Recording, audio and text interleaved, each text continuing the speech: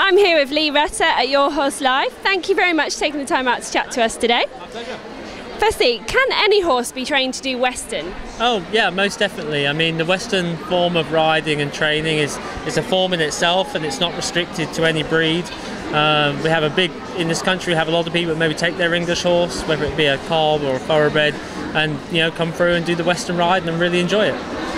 And what is the best breeds for Western? Well, I mean, personally, I prefer the American Quarter Horse. It's been developed, through the last 50, 60 years, and has really become the sort of leader of the Western sport and the reining in particular.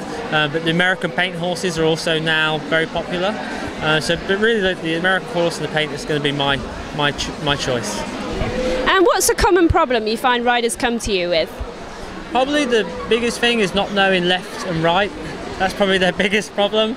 But no, so all joking aside, probably if they're coming from an English style of riding, sometimes the neck reining kind of gets them a little bit, because they're not used to having to move their hands, or they're always been told to keep their hands very square.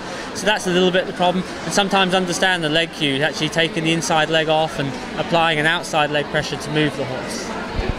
What's your favourite element of Western riding and why? For me, it's got to be the reining. I think it's the exhilaration of the speed, knowing that you can go that fast and slow down within a split second. For me, that's sort of the ultimate control, and always being able to do it on a really loose rein, I think that's the ultimate for me.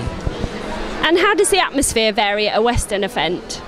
I mean, I think all the events, there's always a good atmosphere, and obviously you've got the camaraderie between the people and the different groups that know each other. But yeah, I mean, we're a good bunch of people. We like to have a good time, and the nicest thing, I think, is that everybody always wants to help somebody else, and I think it's just like one big family, and that's a big thing. Brilliant. And what do you look for when buying a horse for Western riding?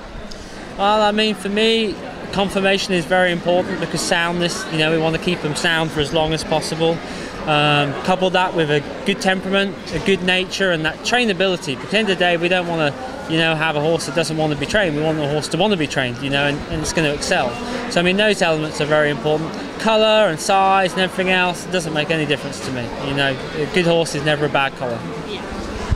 And finally, what one thing are you hoping to get for Christmas this year? Oh, a rest would be nice, I guess. That would be quite a nice present. Just time to spend with the family will be really good. Spend time with the kids and just have a break from the horses for a little while. Brilliant. Thank you very much for talking to us today. My pleasure. Thank you. Thank you.